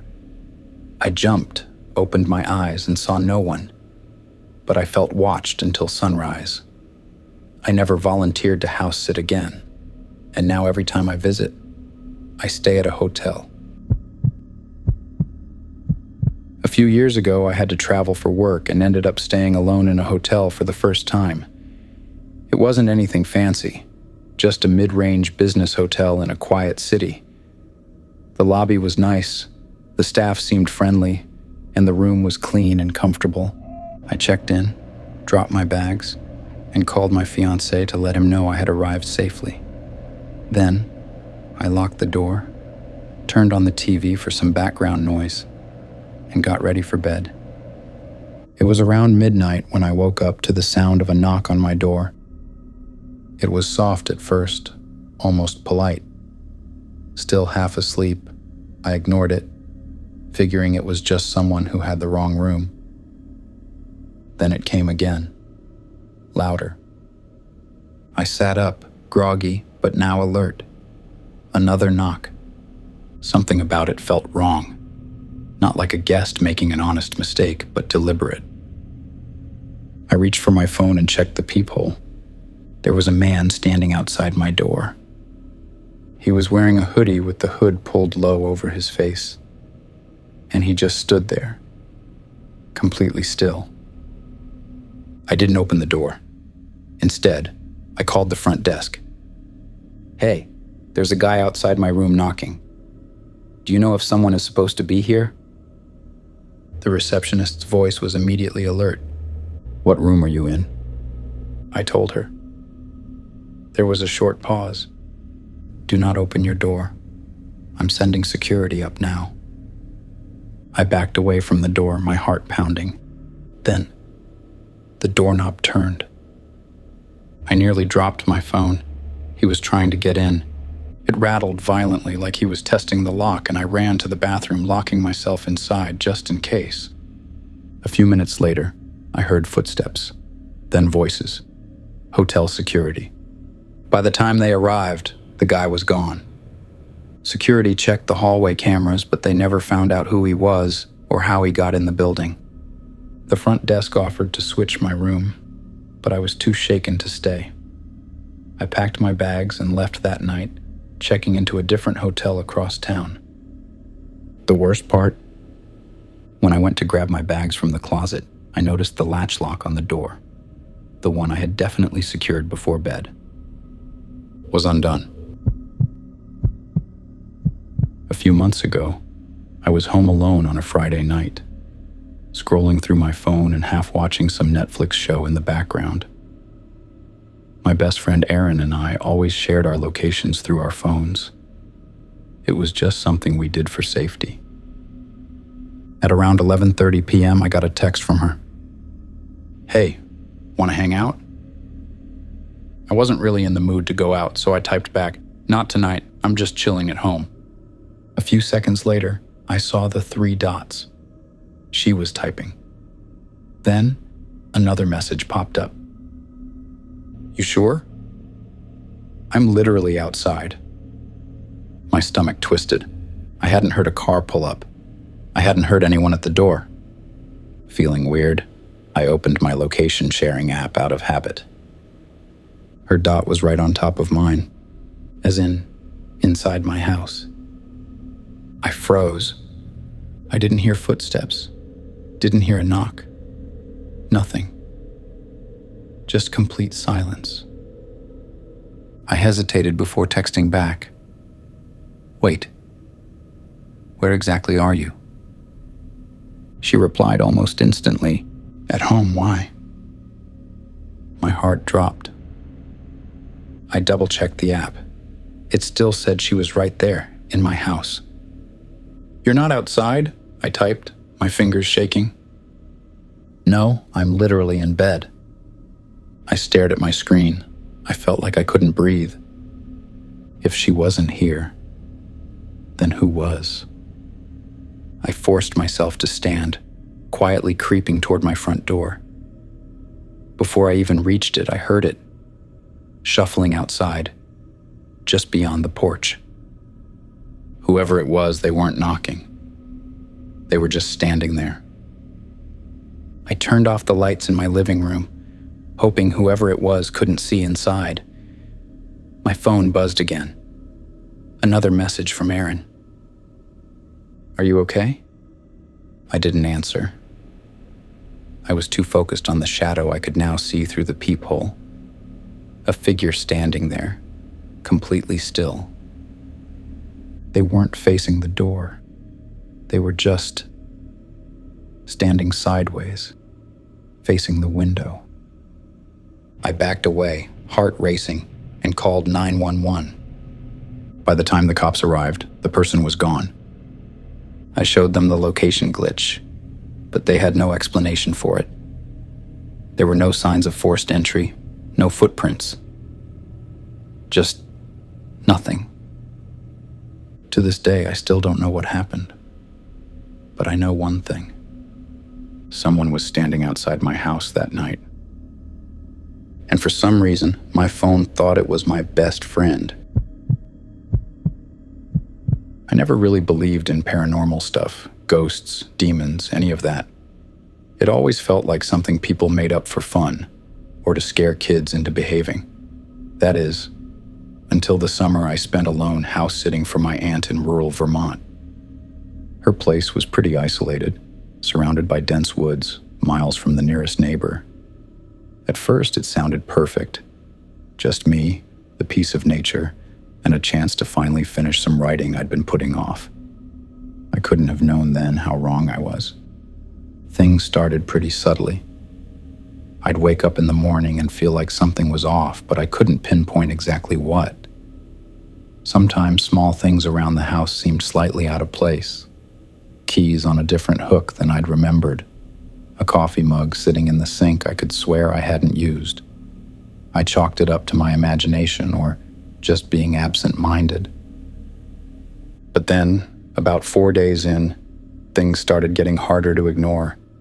I'd be sitting in the living room late at night, laptop open on my lap, when I'd get this feeling, like someone was standing just outside the window staring at me. Every time I'd glance out, all I'd see were shadows from the trees swaying softly in the breeze. Still, the feeling persisted, an uneasy sensation prickling at the back of my neck, making it impossible to relax. One evening, a little after midnight, I distinctly heard the soft shuffle of footsteps in the hallway. I froze mid-sentence, fingers hovering over my keyboard, ears straining to confirm what I'd heard. Silence. Just as I started convincing myself I was being paranoid, I heard it again, clearer this time. Slow steps approaching the living room where I was sitting. My heartbeat quickened, my breath shallow, eyes glued to the doorway expecting someone or something to appear. But nothing ever did. The footsteps simply stopped, and after several minutes of tense waiting, I gathered enough courage to check the hall. Of course, it was empty. Over the next few nights, sleep became a rarity. Whenever I closed my eyes, I'd wake shortly after, jolted awake by a sound I couldn't quite place, or a touch so light I wondered if I'd imagined it. Exhausted and desperate, I tried rationalizing everything. Maybe the old house was settling. Maybe the isolation was making me hear things. I even texted my aunt asking if she'd experienced anything strange. Her response was cryptic. Something about the house having a long history, but nothing specific enough to confirm my fears. Then one stormy evening, as rain pounded against the windows and thunder growled in the distance, the power went out. Shrouded in complete darkness, the house felt different, menacing even. As I fumbled through drawers looking for candles, I felt an unmistakable rush of cold air brush past me, as if someone had hurried by just inches away. Spinning around, heart racing, I saw nothing but darkness. I lit a candle, the small flame casting flickering shadows across the walls, amplifying my fear. Making my way cautiously toward the bedroom, each step felt heavier, the air denser, like walking underwater. Suddenly, clearly and unmistakably, I heard whispering, low, unintelligible murmurs coming from the room just ahead. Every nerve screamed at me to turn and run, but fear rooted me to the spot. Pushing forward, driven by a need to confront whatever was tormenting me, I stepped into the bedroom. Nothing could have prepared me for what I saw next. The room was empty, but the mirror above the dresser was fogged up, as if someone had breathed on it moments before. Approaching cautiously, my eyes widened in horror. Written clearly, as though traced by a finger, was a single word: leave. I didn't sleep that night, nor any night afterward while I stayed in that house. Every sound, every shadow became a threat. I spent the remainder of my time there, counting down hours till dawn, haunted by the certainty that I was never truly alone. Now, even back in my bustling city apartment, the memories linger. I still wake up at night, pulse racing, convinced I can hear the soft shuffle of unseen footsteps. Months later, my aunt finally revealed the house's dark past. It turned out that many years before, the previous owner had mysteriously disappeared, leaving behind only unanswered questions and unsettling rumors among locals. After learning the truth, I felt oddly validated, but also deeply saddened. I returned to Vermont, visited the house one final time, and hired a spiritualist to perform a cleansing ritual. Ever since then, reports of unusual activities ceased, and the home became peaceful once more. Though my skepticism about the paranormal is gone forever, at least now I know I faced whatever it was, and I survived. About 5 years ago, I took a job as a forest ranger in the mountains of Colorado. I'd always loved nature, spending weeks hiking, camping, and exploring national parks since childhood. So, landing this job felt like a dream come true.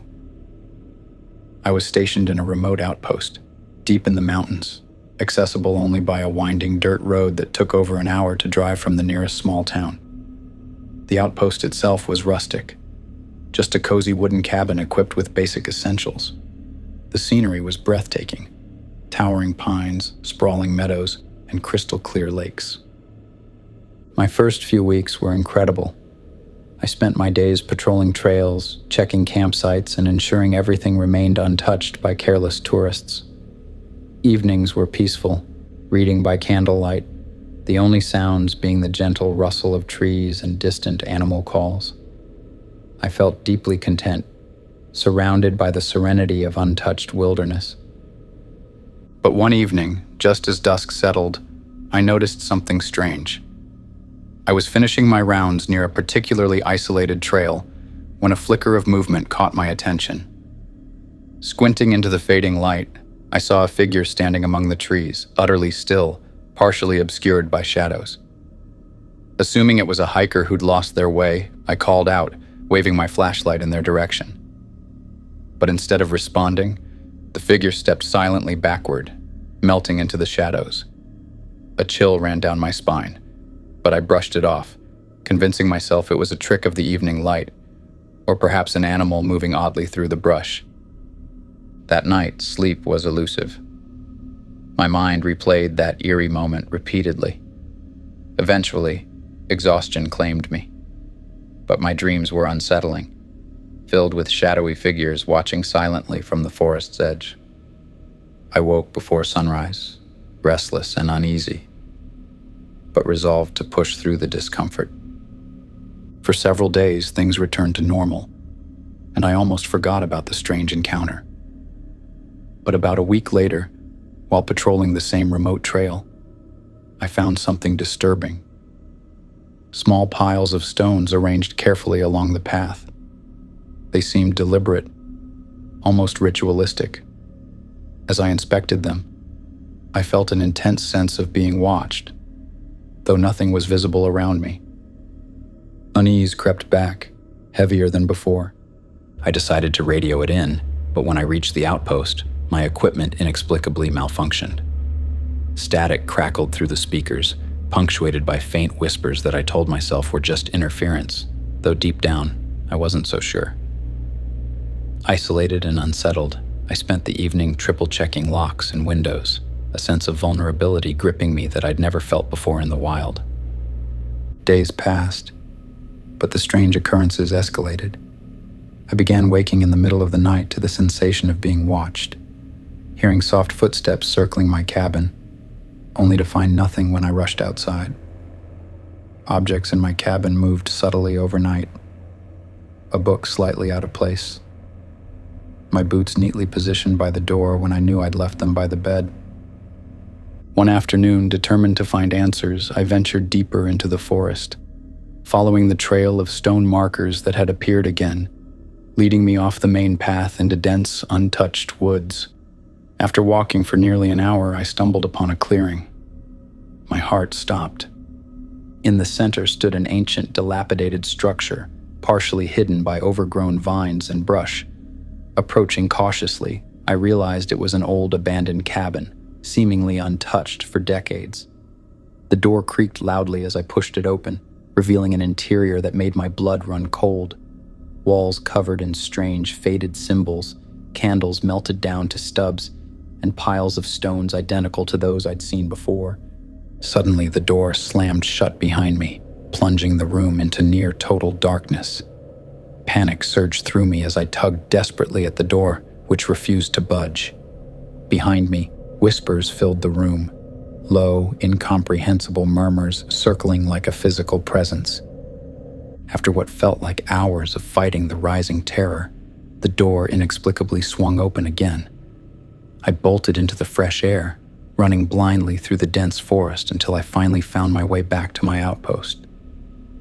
I spent the night packing my things, and by sunrise I left, never returning to that forest again. Years have passed, but the memories of that isolation, the whispers, and the strange figures still haunt my dreams, making me afraid to ever be truly alone again. About 2 years ago, I moved back to my hometown after college, taking a job as a librarian at the local library. I'd always loved the quiet, peaceful atmosphere of libraries, surrounded by endless shelves filled with books and the comforting scent of aged paper. The library building itself was old, constructed in the late 1800s, with grand architecture and heavy wooden doors. My position required me to manage the archives, a sprawling basement filled with forgotten manuscripts, old newspapers, and boxes of documents covered in dust. It was dimly lit, quiet, and isolated, the perfect setting for someone who enjoyed solitude. At first, everything seemed ideal. My days were spent organizing, cataloging, and occasionally helping patrons find obscure information. However, the basement had a peculiar energy, something that I initially dismissed as simply the natural ambiance of an old building. The air always felt slightly heavier there, colder than the rest of the library, even during the peak of summer. Things began subtly. I'd often hear faint sounds like pages turning or gentle footsteps when I was alone in the basement, dismissing them as echoes from above or imagination playing tricks on me. But one night, while working late, something undeniable happened. As I was placing a box onto a shelf, I clearly heard the sound of someone humming, a soft, melodic tune that seemed to drift from the farthest corner of the archives. Curiosity overpowered my unease, and I cautiously walked toward the sound. As I approached, the humming abruptly stopped, replaced by a silence so profound it pressed against my ears. Feeling a chill, I quickly finished my tasks and went home, attempting to brush off the experience as fatigue-induced paranoia. But the humming continued almost nightly, becoming clearer and closer each time I heard it. Despite my attempts to rationalize, anxiety built steadily, and each night felt longer, filled with anticipation of the unexplained sounds.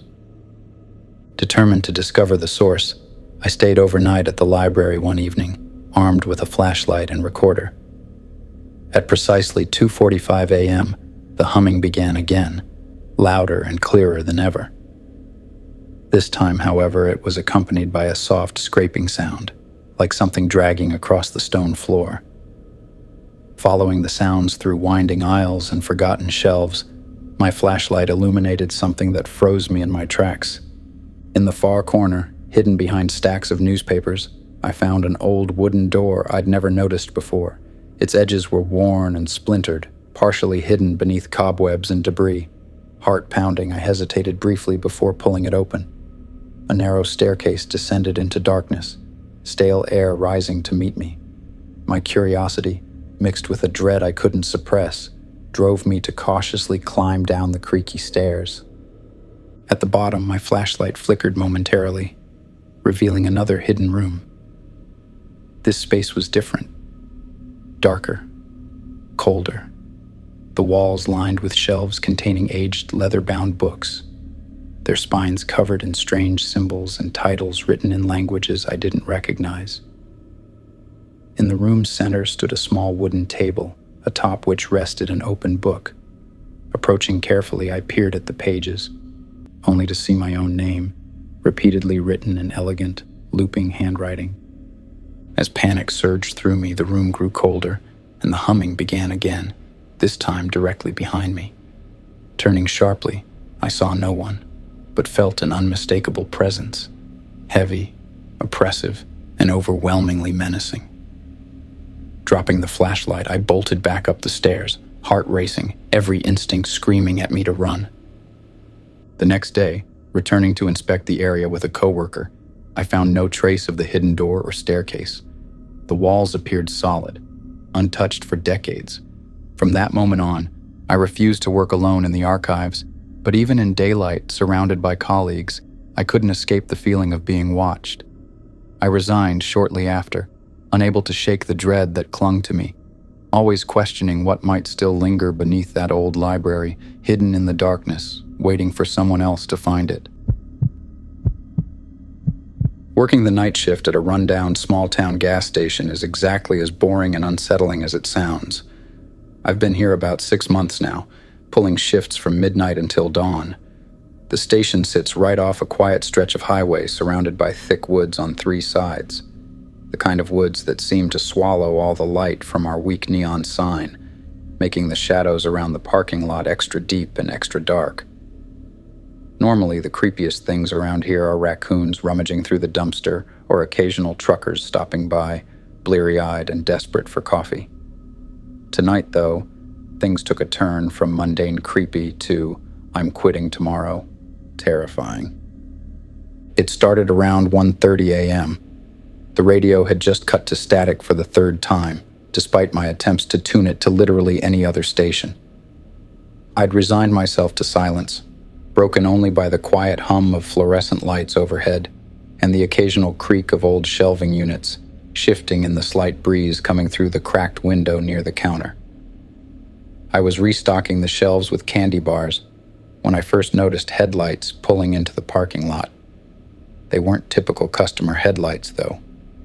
Instead of parking neatly by the pumps or near the front door, the vehicle, a battered white van covered in grime and rust spots, just lingered at the edge of the parking lot, idling, lights pointed directly at the store. I didn't think much of it at first. Sometimes people pull off to the side for a quick rest or to make a phone call. But 5 minutes passed, then 10, and the van didn't move. Its headlights remained trained on me through the store's front window like 2 unblinking eyes. My discomfort grew steadily until I finally decided to step outside and get a better look. Maybe encourage them to either come in or move along. The night air was cool, carrying the faint scent of gasoline mixed with the earthy aroma of the woods nearby. As soon as my feet hit the pavement, a sense of vulnerability rushed over me. The woods seemed to press in closer tonight, their dark branches swaying gently, whispering secrets I didn't want to hear.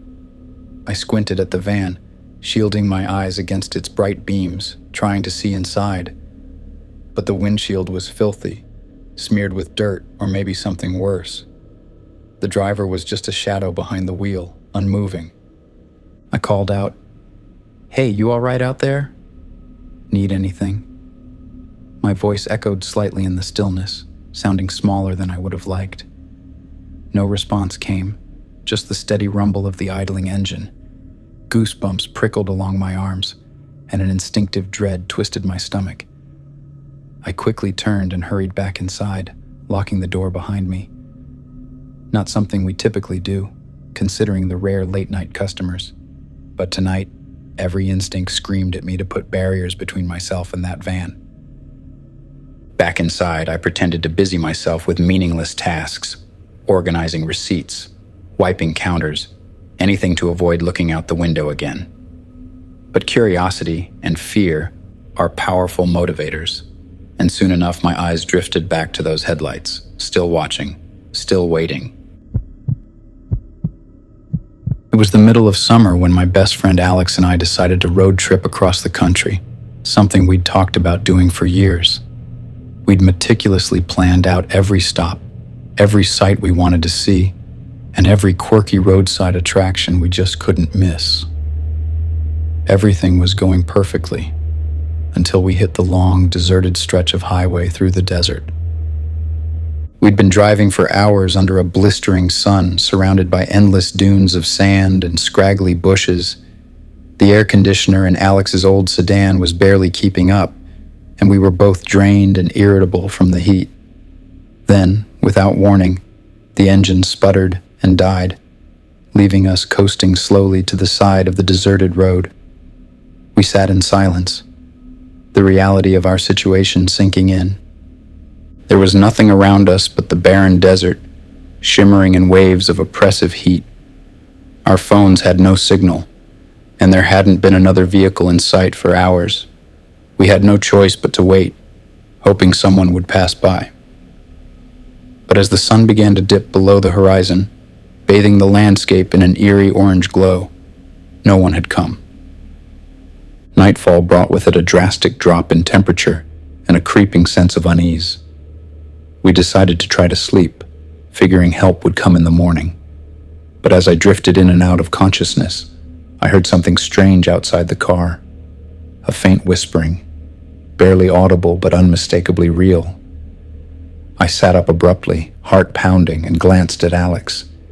He was awake too, staring wide-eyed into the darkness beyond the windows. The whispers grew louder, shifting into incoherent murmurs that seemed to surround the car. Desperate to rationalize, I thought maybe the wind was playing tricks on us. But the desert air was still, the night painfully quiet. Suddenly, a sharp tapping against the driver's side window made us both jump. Alex fumbled with the flashlight, shining its weak beam toward the sound. Nothing was there, just endless desert stretching into blackness. As minutes ticked by, our nerves were frayed. The murmuring voices persisted, growing louder and clearer, though the words remained impossible to understand. I felt a chill crawl up my spine, a primal fear telling me we weren't alone out here. Then, without warning, something heavy slammed onto the car's roof, shaking it violently.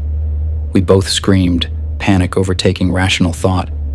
We scrambled out of the car, convinced whatever was tormenting us was inside it now.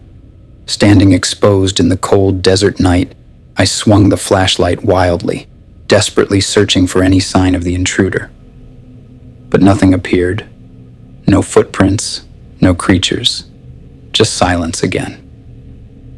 We stood back to back, shivering and terrified, the minutes feeling like hours. Dawn eventually broke, pale and harsh, revealing nothing unusual around the car or on the road. We walked for miles, dehydrated and shaken, until a passing truck finally rescued us. To this day, neither Alex nor I can explain what happened that night in the desert, but the whispers still haunt my dreams, a chilling reminder that some things are best left unexplored. Growing up, my grandparents' old farmhouse had always felt like a haven to me, a peaceful escape nestled deep in the countryside. Every summer, my parents would drop me off there for a couple of weeks, leaving me to roam the fields, fish in the nearby creek, and explore the endless woods behind the property.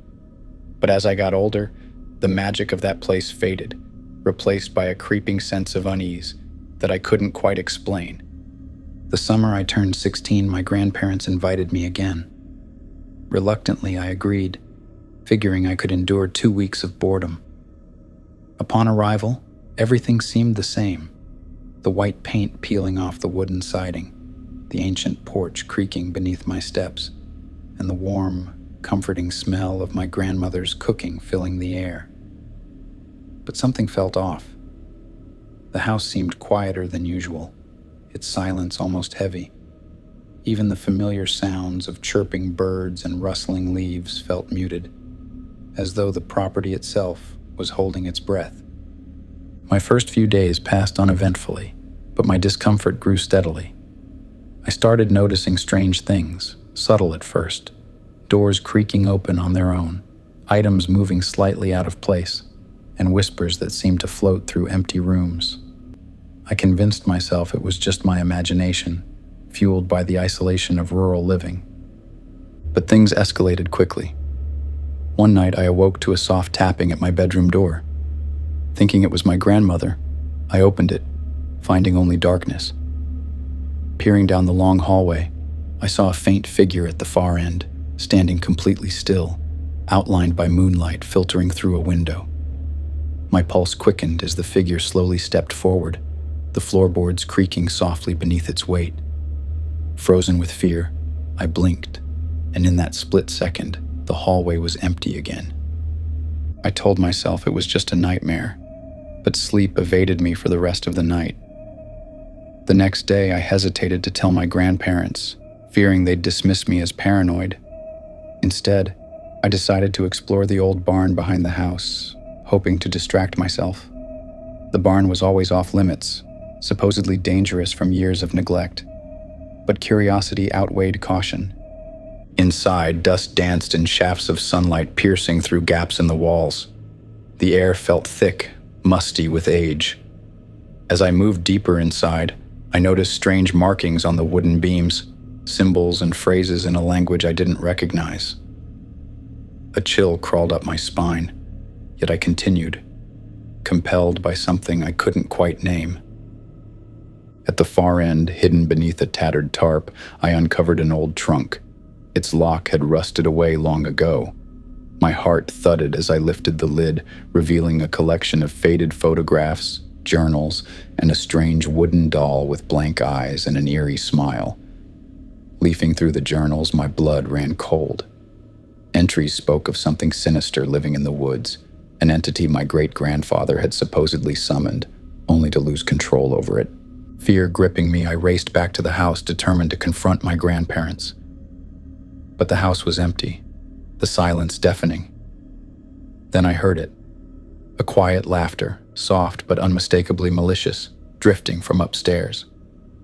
I climbed the staircase slowly, each step creaking beneath my feet. At the top stood the attic door, slightly ajar. Gathering every ounce of courage, I pushed it open. The attic was dark, filled with shadows that seemed to move on their own. In the corner, bathed in pale moonlight, sat the doll from the trunk, its blank eyes fixed directly on me. As I stood frozen, a voice whispered softly from the darkness, clear and chillingly familiar. "We've been waiting for you." My scream echoed through the farmhouse, swallowed by the vast, indifferent countryside, where secrets buried deep in the earth always find their way back home. I've always been skeptical about ghost stories and supernatural encounters. I considered myself a rational person who believed everything had a logical explanation. But all of that changed last winter when I moved into my new apartment. It was a charming old building downtown, affordable and conveniently close to my work. At first, everything seemed ideal. Hardwood floors, high ceilings, and large windows overlooking a quaint, tree-lined street. The neighbors were friendly, and the landlord seemed genuinely nice. But within weeks, my enthusiasm turned into quiet dread. It started subtly. Small things would go missing, only to reappear in bizarre places days later. I'd blame my forgetfulness, laughing it off. But then the disturbances escalated. Lights would flicker uncontrollably at night, even after I'd replaced the bulbs. Faucets would turn on by themselves, water pouring loudly into empty sinks. Still, I tried to rationalize. Old plumbing, faulty wiring, anything to avoid admitting something unexplainable might be happening. One evening, as snow fell silently outside, blanketing the city in peaceful white, I settled into bed with a book. The apartment was quiet, cozy, but the tranquility was abruptly shattered by a sudden loud crash in the kitchen. My heart raced as I jumped up, grabbing the nearest object, a heavy flashlight, and cautiously approached the kitchen.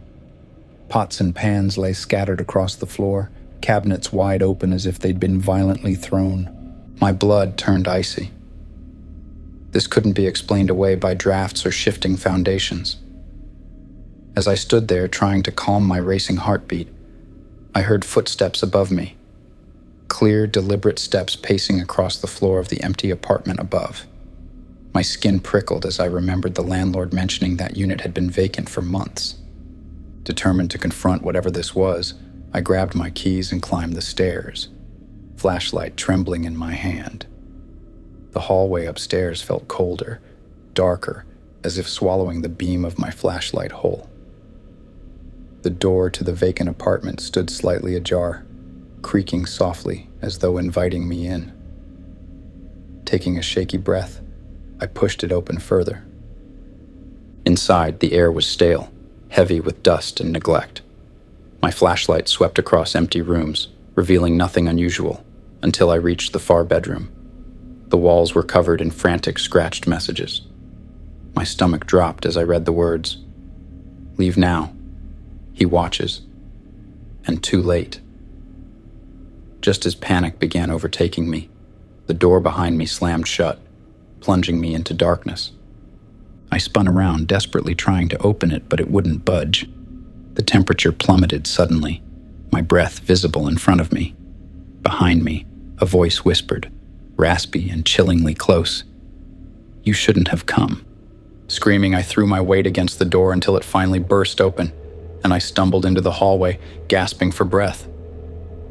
As I fled downstairs to my apartment, I realized I could no longer deny the truth. Something malevolent resided here, and it wanted me out. I moved out the very next day, leaving behind that apartment and my skepticism forever.